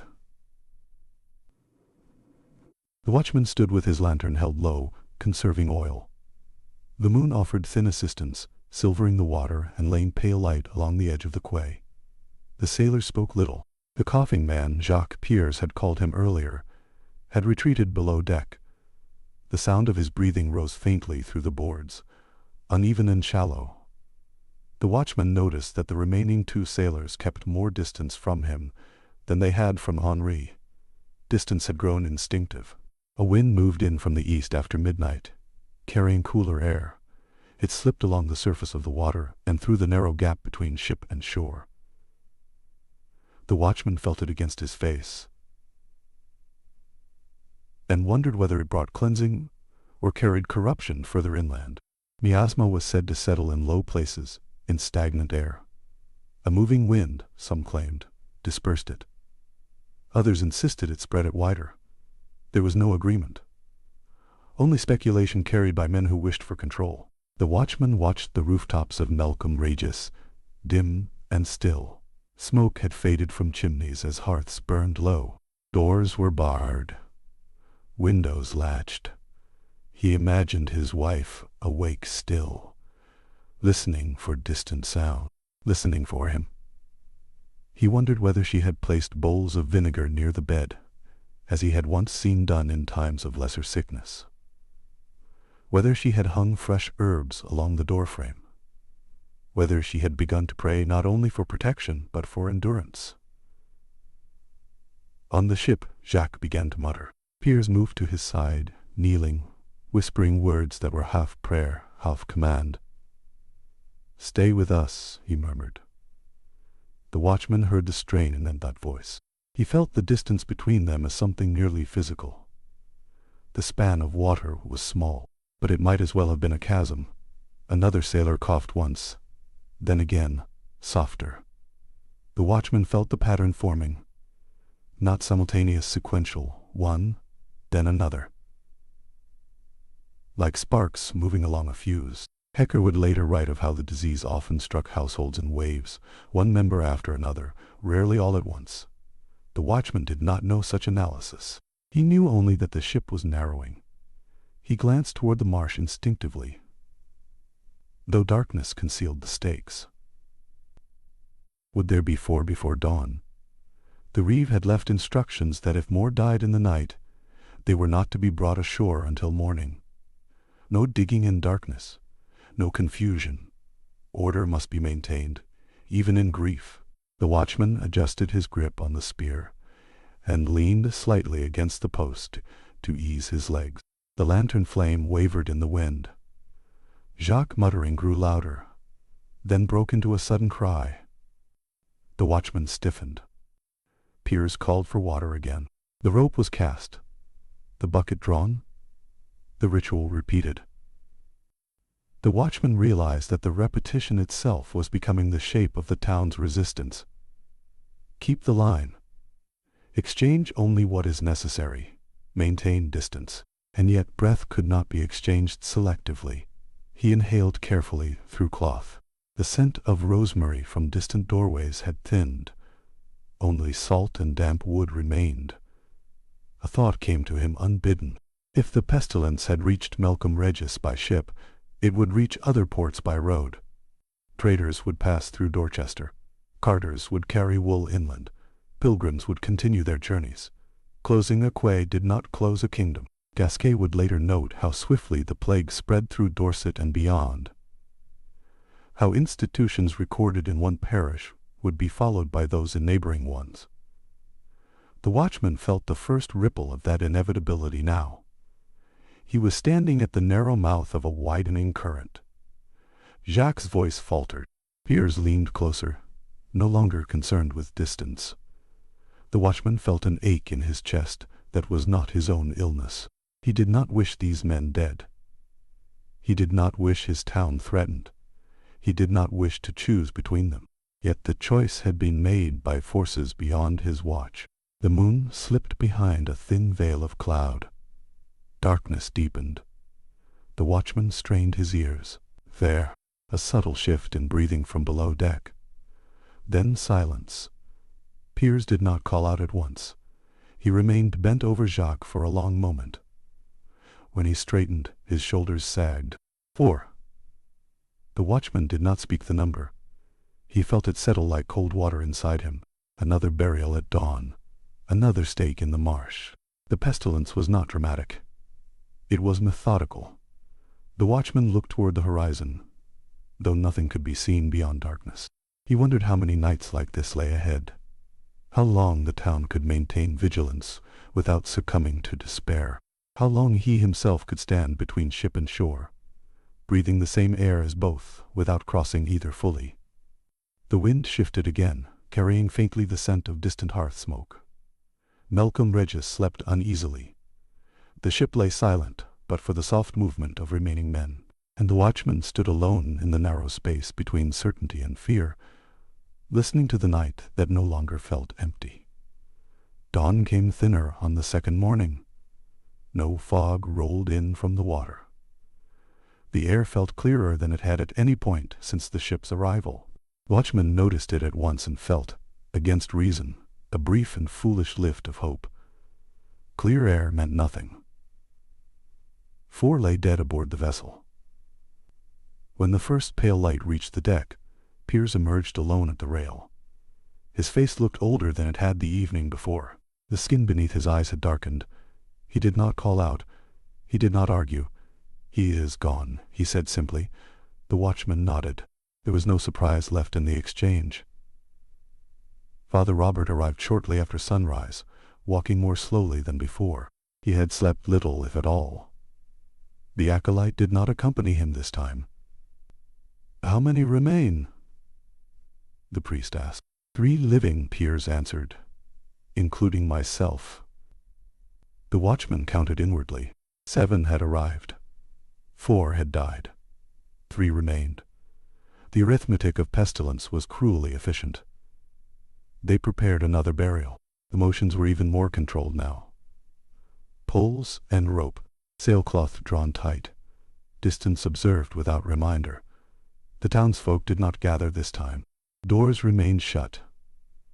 Only one shutter cracked open briefly before closing again. Word had settled in. Jacques was lowered into the marsh earth beside the others. The stakes now formed a small, uneven line. 4. The watchman stood back as soil fell. He felt a curious sensation of detachment, as if he were witnessing a pattern rather than a tragedy. The human mind, he realized dimly, adapted quickly to repetition. Gasquet would later record how burial grounds across England expanded in hurried increments, how the living were forced to alter sacred landscapes under pressure of mortality.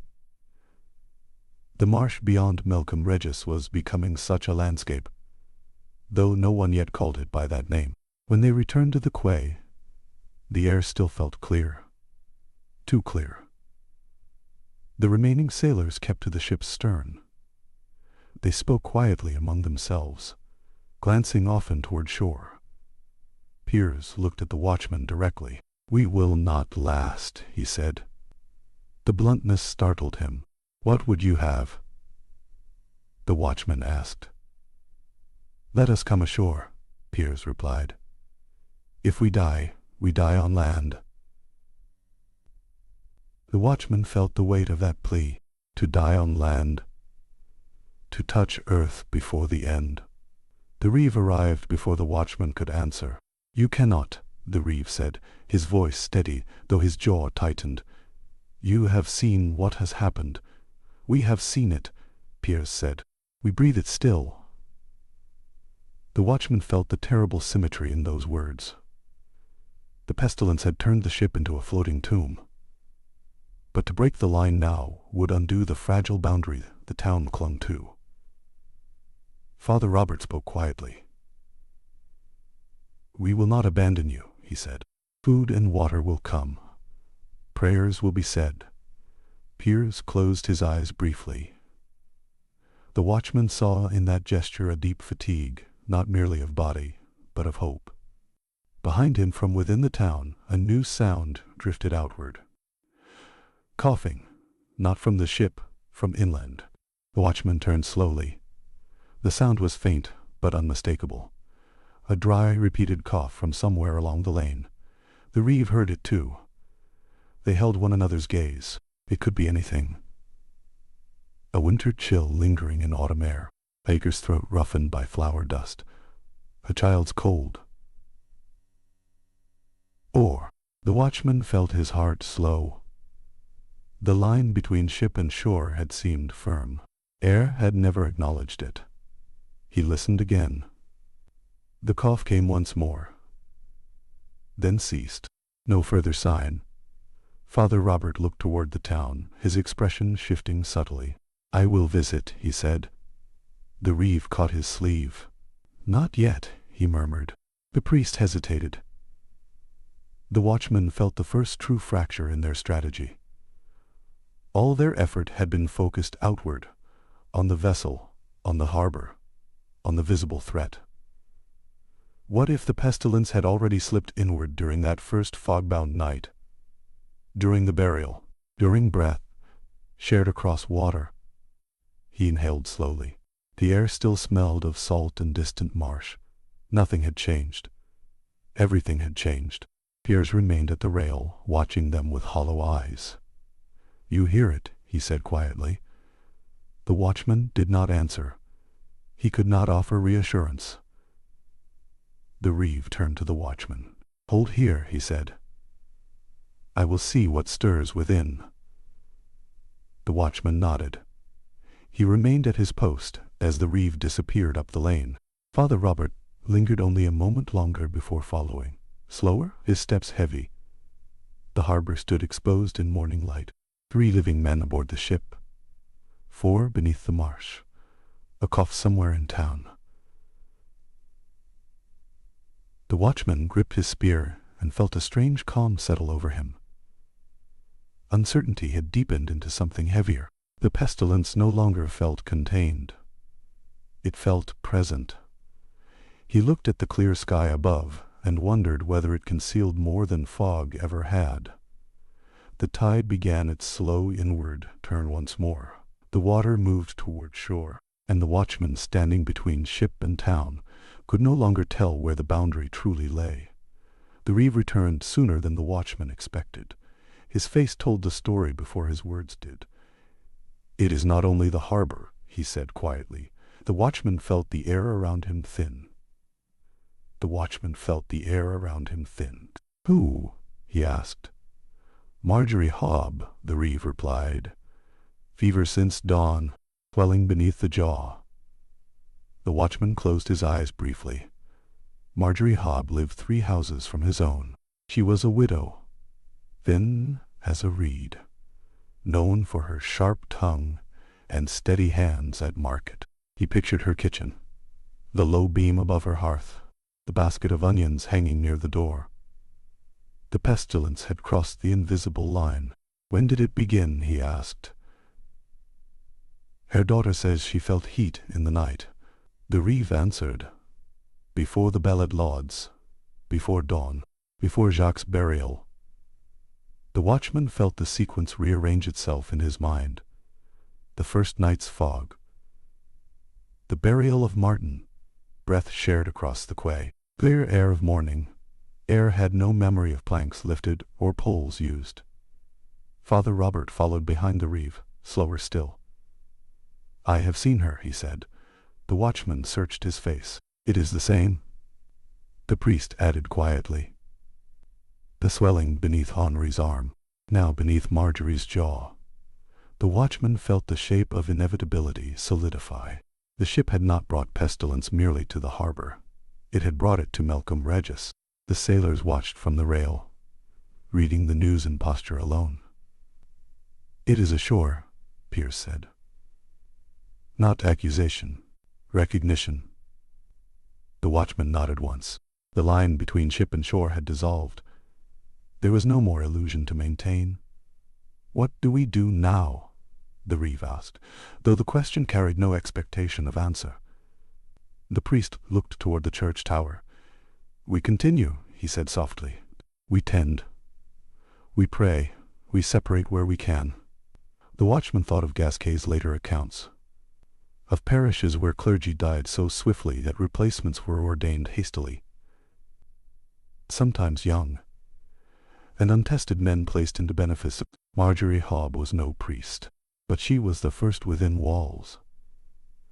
The watchman imagined her daughter kneeling beside her bed, holding a cloth to her mother's brow. He imagined neighbors hesitating at thresholds. He felt an urge to leave the quay at once, to see with his own eyes. But he did not move. If he left now, the harbor would stand unwatched. If he stayed... From the ship came another cough, weak, resigned. 3 living men aboard, 1 woman within town. The pattern was widening. The reeve spoke quietly. "We must mark houses," he said, "so others know." The watchman felt resistance rise in him. To mark a house was to declare it altered, to draw public boundary around private suffering. Yet without marks, fear would roam blind. Father Robert nodded reluctantly. "A simple sign," he said. "A cloth at the door." The watchman imagined white cloth fluttering along the lane. How many before week's end? The air remained deceptively mild. Children's voices, once faint, were now absent entirely. Melcombe Regis had withdrawn into itself. The watchman stepped forward to the edge of the quay and looked out across the water. Beyond the harbor mouth, the sea lay calm. Other ships would sail that horizon soon. They would not know what had begun here. Trade would continue. Winds would carry more than wool and wine. He felt the weight of that realization settle deep. This was not a singular tragedy. It was an opening. The tide crept inward once more, indifferent to lines drawn by men. The watchman turned back toward town. He saw Father Robert already moving up the lane again, toward Marjorie's cottage. The reeve lingered only a moment before following. The harbor stood quiet. The ship stood diminished. The watchman remained alone between them. He had stood this place since the first hull appeared through fog. He had watched doubt harden into certainty. He had seen stakes rise in marsh earth. He had heard the cough from inland. Now he felt something else begin to form. Not panic, not yet despair, a long endurance. He inhaled the clear air and knew it could not be trusted. He exhaled slowly. Night would come again. Marjorie Hobb might not see another dawn. The remaining sailors might not either. And Melcombe Regis, which had been a small harbor town at dusk 2 nights ago, was now the first English ground upon which the great pestilence had set its full weight. The watchman held his post, not because he believed he could stop what moved unseen, but because someone must stand where lines had once been drawn, even when those lines no longer held. The 3rd night did not wait for darkness. Marjorie Hobb died before the sun reached its height. The watchman did not see her final breath. He learned of it from the reeve, who returned to the harbor with soil still clinging to his boots. "She did not last the day," the reeve said. The words carried no surprise now. The watchman felt the weight of proximity more than the weight of death. Marjorie's cottage stood close enough that on ordinary mornings he could smell her bread baking, if the wind favored him. Now her doorway bore a strip of pale cloth, tied by Father Robert's hand. The sign of altered air. Gasquet would later observe how swiftly English parishes found themselves without clergy, how burial followed burial until the rhythm of liturgical life faltered. In Melcombe Regis, that faltering had begun quietly. The bell rang still, but not for gathering. Only for hours. The watchman remained at the quay. 2 sailors lived still aboard the vessel. Piers was one of them. The other, Jean, the watchman had learned, had not yet shown swelling, though fatigue hollowed his face. Jacques and Henri lay in the marsh beside Martin and Thomas. 4 stakes. 4 stakes. Now 5, As Marjorie was laid in earth, apart from the others, nearer her own home, the line of burial had begun to spread. Father Robert had crossed thresholds now, not only at the harbor, within town. He would continue to do so. The watchman saw the cost in his gait. Hecker would describe how clergy, physicians, and caretakers often fell in the second wave of pestilence, drawn into proximity by duty. The watchman sensed that pattern forming, though he could not name it. The afternoon light softened. Smoke rose more thickly from chimneys. Herbs burned in earnest. The watchman's posy had been replaced by a fresh bundle his wife had brought to him at the edge of the lane without stepping closer. She had not spoken long, only pressed it into his hand and withdrawn. He had not embraced her. The space between them had been measured carefully. He had felt the absence of touch more sharply than any cough. As dusk approached, Piers leaned over the rail once more. "It is within," he said quietly. "Yes," the watchman answered. Piers nodded. He did not ask again to come ashore. The request had lost meaning. Air did not recognize boards lifted or ropes tied. The tide turned once more. Water pressed inward against the posts. The harbor, which had seemed so small on the first night, now felt like the mouth of something vast. Beyond it lay other towns, other watchmen, other wives pressing herbs into hands. The watchman realized that Melcombe Regis would be spoken of differently now, not merely as a harbor in Dorset, but as the place where the pestilence first set foot on English soil. He did not know that chroniclers would trace the disease's entry through this very port, that historians would later read parish registers and episcopal rolls to map its progress. He knew only that breath had changed here. Night gathered slowly. No fog returned. The air remained deceptively clear. The watchman lit his lantern once more. He stood between ship and shore, as he had each evening since the hull appeared through grey. Behind him, the town lay shuttered. Before him, 2 men remained aboard the vessel, waiting. Marjorie's house stood marked. 5 stakes stood in marsh earth. The bell rang the hour. The watchman listened to it with a strange steadiness. He no longer expected clarity from dawn. He no longer expected containment from distance. The pestilence had shown its patience. It moved one body at a time, one house at a time. It did not roar, it breathed. The watchman inhaled carefully through fresh rosemary. He exhaled into the same air shared by town and ship alike. Somewhere inland, another cough rose faintly in the dark. He did not turn toward it. He did not look to the marsh. He did not lower his lantern. He stood where he had stood from the beginning, not to halt what could not be halted, but to witness its crossing. The tide pressed gently against the hull. The wind moved lightly over water. Melcombe Regis waited. And the watchman, lantern in hand, could not know how many more nights he would remain standing there, breathing an air that no longer belonged entirely to the living,